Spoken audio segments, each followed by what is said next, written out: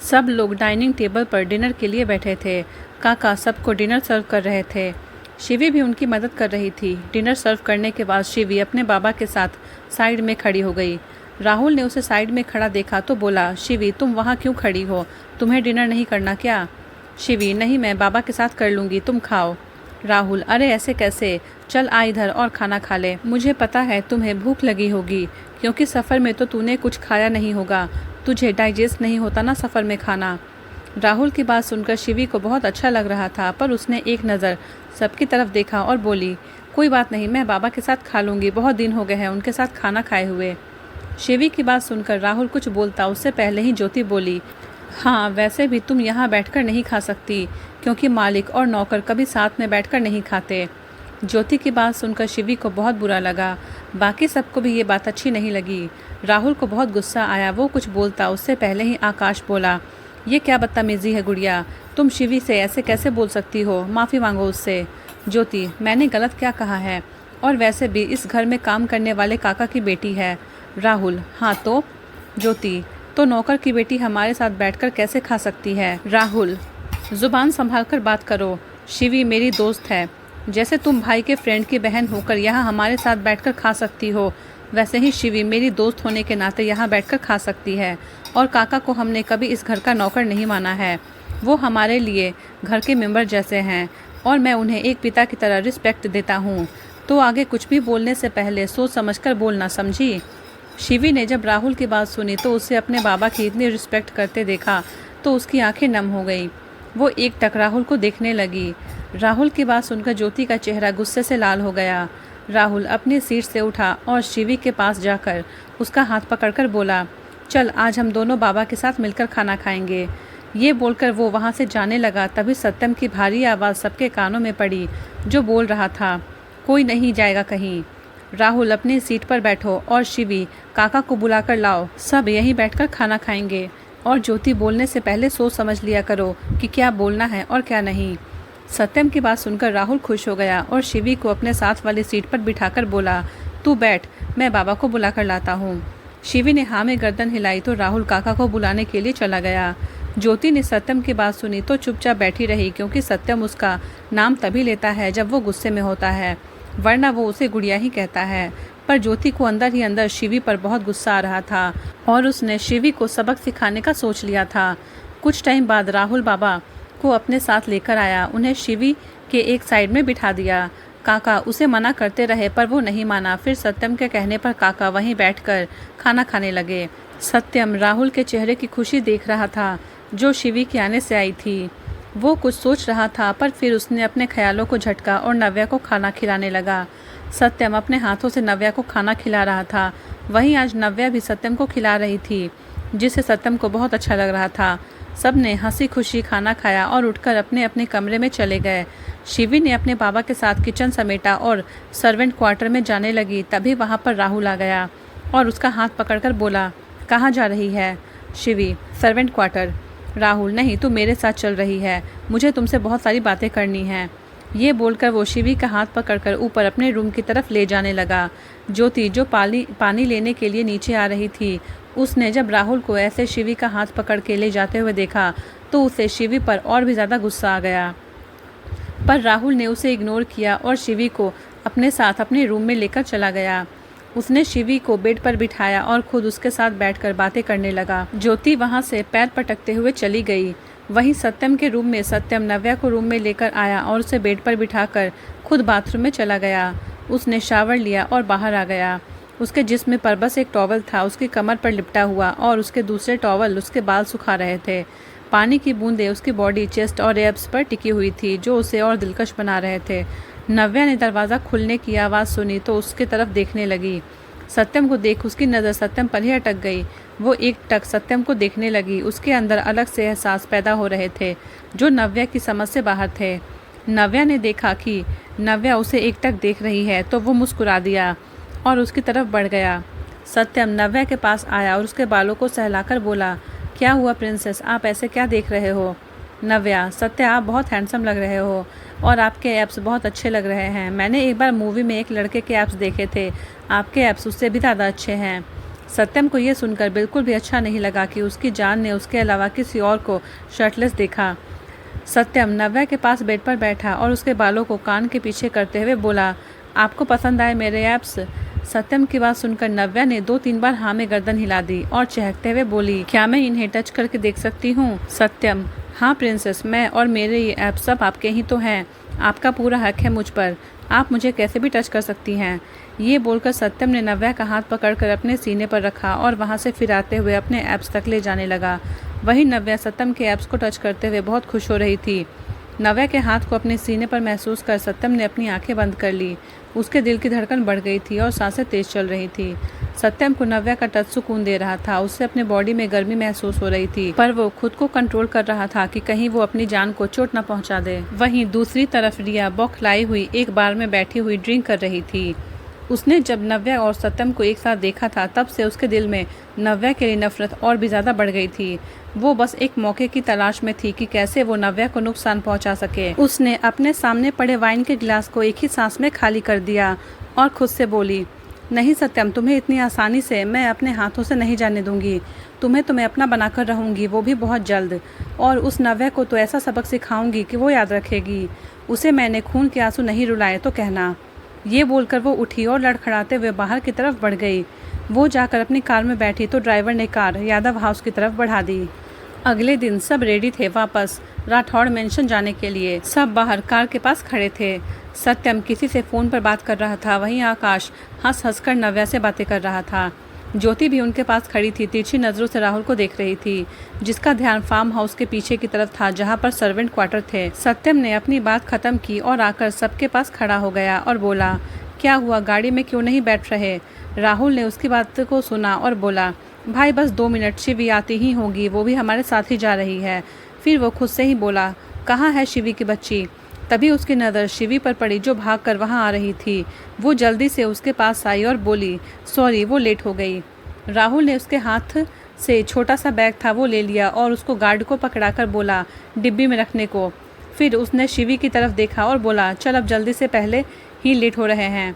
शिवी ने हाँ में गर्दन हिलाई तो राहुल उसका हाथ पकड़कर गाड़ी की तरफ बढ़ गया। इस बार आकाश गाड़ी ड्राइव कर रहा था। वहीं उसके बगल में ज्योति बैठी थी जो शिवी को देखकर चिढ़ी हुई थी।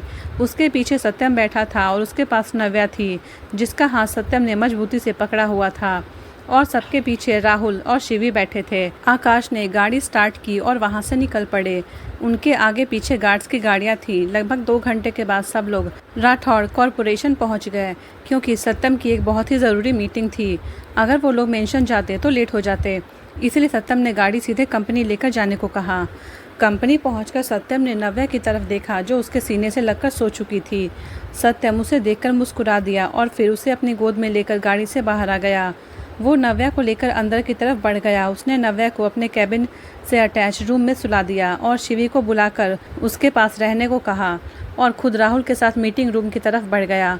मीटिंग रूम में सोना मेहता अपने असिस्टेंट के साथ पहले से ही मौजूद थी। सत्यम के मैनेजर और भी 1-2 लोग वहाँ पर मौजूद थे। सत्यम राहुल के साथ वहाँ आया और अपनी चेयर पर बैठ गया। राहुल का मुंह बन गया सोना को देखकर। वो धीरे से खुद से बोला, मेकअप की दुकान।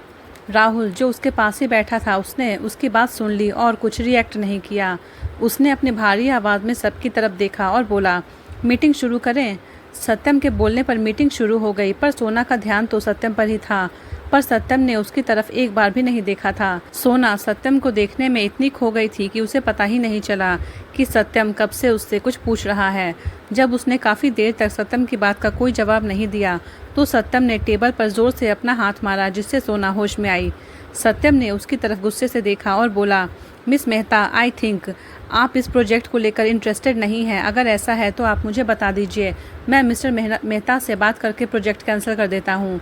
उसकी बात सुनकर सोना हड़बड़ा गई और बोली, नहीं सॉरी, वो मैं कुछ सोच रही थी। सत्यम, ये आखिरी गलती समझकर माफ़ कर रहा हूँ, पर अगली बार ऐसा कुछ हुआ तो मुझसे बुरा कोई नहीं होगा, क्योंकि काम में लापरवाही करने वाले मुझे बिल्कुल भी पसंद नहीं हैं।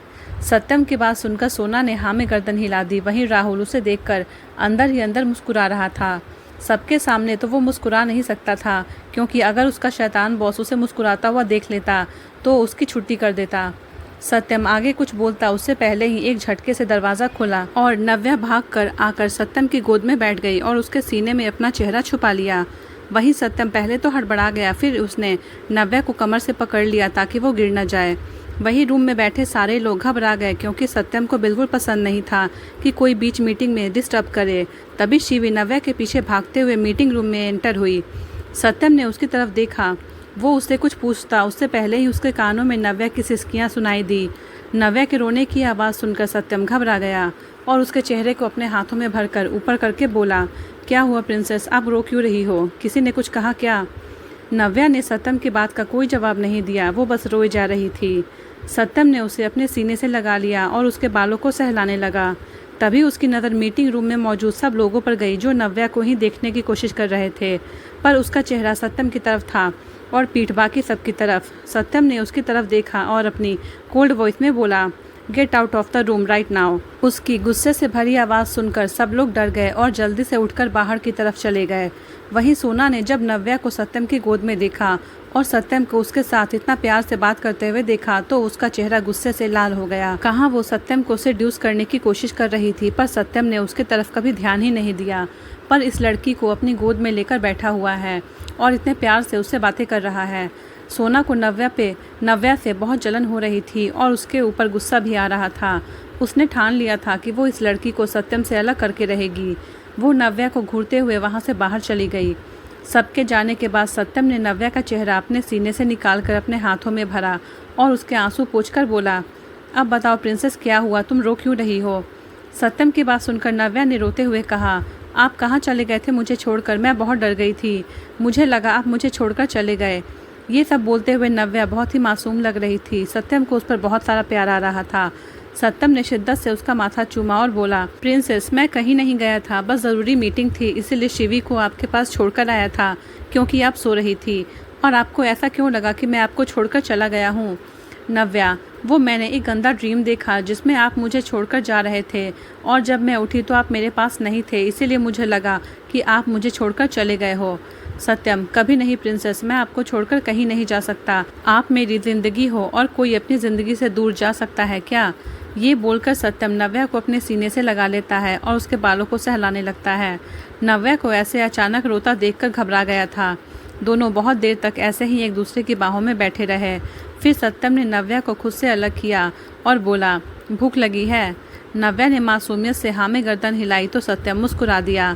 उसने नव्या के होठों को अपने होठों से छुआ और उसे गोद में लेकर केबिन से बाहर आ गया। उसने अपने फ़ोन से किसी को कॉल किया और केबिन में खाना लाने को कहा। कुछ दिन ऐसे ही बीत गए। सत्यम का नव्या के लिए प्यार बढ़ता ही जा रहा था। प्यार के साथ साथ उसकी पॉजिटिवनेस भी बढ़ती जा रही थी नव्या के लिए। वो नव्या के पास किसी को भी बर्दाश्त नहीं कर पा रहा था। उसके सभी काम खुद करता था, अपने हाथों से उसे खाना खिलाता। सब उसका नव्या के लिए प्यार देखकर बहुत खुश थे। वहीं वो अनजान आदमी की बौखलाहट तो बढ़ती ही जा रही थी क्योंकि उसे अब तक सत्यम की कोई कमज़ोरी नहीं मिली थी। वहीं रिया भी बहुत कोशिश कर चुकी थी सत्यम तक पहुंचने की, पर सत्यम के गार्ड्स की वजह से वो कभी सत्यम तक नहीं पहुंच पाई थी। वहीं शिवी को भी सत्यम की कंपनी में जॉब मिल गई थी। सत्यम ने खुद उसका इंटरव्यू लिया और शिवी ने अपनी काबिलियत के दम पर उसे पार भी किया था। राहुल बहुत खुश था कि अब उसकी बेस्ट फ्रेंड उसके साथ ही काम करने वाली थी, पर इस बात से ज्योति बहुत चिढ़ी हुई थी। उसे शिवी पर बहुत गुस्सा आ रहा था और धीरे धीरे उसका गुस्सा अब नफरत में बदलने लगी थी। रात का समय था। सत्यम नव्या को बाहों में लेकर सो रहा था। रात को लगभग 3 बजे नव्या को घबराहट होने लगी। उसके पेट में दर्द होने लगा। नींद में भी उसके चेहरे पर दर्द की लकीरें थीं। अचानक उसका दर्द बढ़ गया। नव्या बिस्तर पर बैठी और रोने लगी। वो अपने एक हाथ से अपने पेट को दबा रही थी। सत्यम के कानों में जब नव्या के रोने की आवाज़ पड़ी तो वो हड़बड़ा कर उठ गया। उसने देखा कि नव्या बिस्तर पर बैठी रो रही है। उसका एक हाथ अपने पेट पर था जिससे वो अपने पेट को दबा रही थी। उसका पूरा चेहरा आंसुओं से भीगा हुआ था। सत्यम ने उसका चेहरा अपने हाथों में भरा और बोला, प्रिंसेस, क्या हुआ आपको? हाँ बोलो। नव्या कुछ नहीं बोली। उसके पेट में बहुत दर्द हो रहा था। सत्यम ने उसे देखा तो उसका एक हाथ पेट पर देखकर वो कुछ समझ गया था। उसने नव्या के ऊपर से ब्लैंकेट को हटाया और देखकर नव्या के शॉर्ट्स और बेडशीट पर खून के धब्बे थे। सत्यम समझ गया था कि नव्या को पीरियड्स की प्रॉब्लम हुई है। उसने नव्या को गोद में उठाया और बाथरूम में लेकर गया उसे समझ नहीं आ रहा था कि वो क्या करे, क्योंकि इससे पहले कभी उसने ऐसी प्रॉब्लम फेस नहीं की थी। वो नव्या को बाथरूम में छोड़कर रूम से बाहर आया और अपना फ़ोन उठाकर शिवी को फ़ोन करके उसे जल्दी से अपने रूम में आने के लिए कहा। शिवी राहुल की जिद की वजह से राठौर मेंशन में ही रह रही थी। सत्यम की बात सुनकर शिवी जल्दी से सत्यम के रूम में चली गई। सत्यम ने उसे देखा तो उसे बाथरूम में जाने के लिए बोला। शिवी पहले तो कुछ समझ नहीं पाई। जब उसने नव्या की हालत देखी तो वो समझ गई। उसने अलमारी से नव्या के कपड़े और सैनिटरी नैपकिन लिए और बाथरूम में चली गई। जब तक सत्यम ने रूम में बेडशीट चेंज कर दी थी। शिवी ने नव्या को फ्रेश किया और बाथरूम से बाहर लेकर आ गई। सत्यम ने बाथरूम का दरवाज़ा खुलने की आवाज़ सुनी तो फट से उस तरफ बढ़ गया। उसने नव्या को अपनी गोद में उठाया और लेकर बेड पर बिठा दिया। नव्या का चेहरा मुरझाया हुआ था और दर्द की वजह से पीला पड़ गया था। सत्यम ने नव्या के चेहरे को अपने हाथों में भरा और बोला, प्रिंसेस, ज़्यादा पेन हो रहा है। नव्या ने कुछ नहीं कहा, बस सत्यम के सीने पर अपना सर रख लिया। सत्यम ने भी नव्या को अपनी बाहों में भर लिया। उसे बिल्कुल भी अच्छा नहीं लग रहा था अपनी प्रिंसेस को ऐसे देखना, पर वो कुछ नहीं कर सकता था क्योंकि ये नेचुरल था। वरना सत्यम का बस चलता तो वो अपनी प्रिंसेस का सारा दर्द अपने ऊपर ले लेता।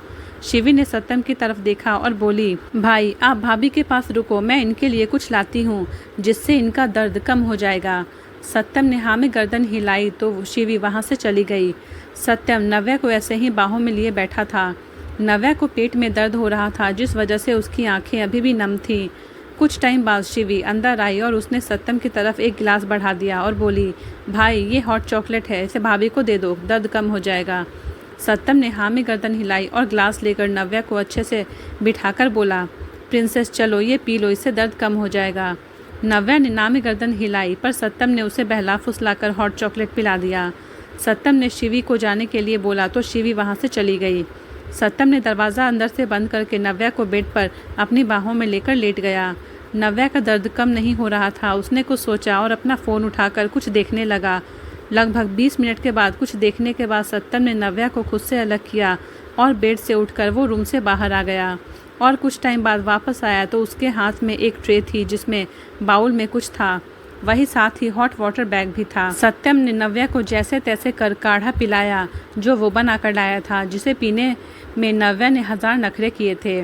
फिर सत्यम ने उसे बेड पर बिठाया और उसके पास बैठा और उसका टी शर्ट ऊपर करके उसके पेट के निचले वाले हिस्से में हॉट वाटर से सेकाई करने लगा, जिससे नव्या को कुछ आराम मिला। सत्यम तब तक नव्या के पेट की सेकाई करता रहा जब तक नव्या शांत नहीं हो गई। कुछ टाइम बाद नव्या को दर्द से राहत मिली और वो नींद की आगोश में चली गई। सत्यम ने हॉट वाटर बैग को हटाया और खुद बेड पर क्राउन से टिक कर नव्या को अपनी बाहों में लेकर बैठ गया। उसने नव्या के टी शर्ट को उठाया और उसके पेट में धीरे धीरे अपने हाथों से मालिश करने लगा। सत्यम पूरी रात नव्या को ऐसे ही लेकर बैठा रहा ताकि नव्या को कोई परेशानी ना हो। 3-4 दिन ऐसे ही निकल गए। नव्या भी अब ठीक थी। इन दिनों सत्यम ने नव्या का बहुत ध्यान रखा था। उसने पीरियड्स में रिलेटेड सब जानकारी इकट्ठा कर ली थी, जैसे कि पीरियड के टाइम पर क्या खाना है, क्या पीना है, सब कुछ, जिससे आगे चलकर उसकी जान को कोई तकलीफ़ ना पहुँचे।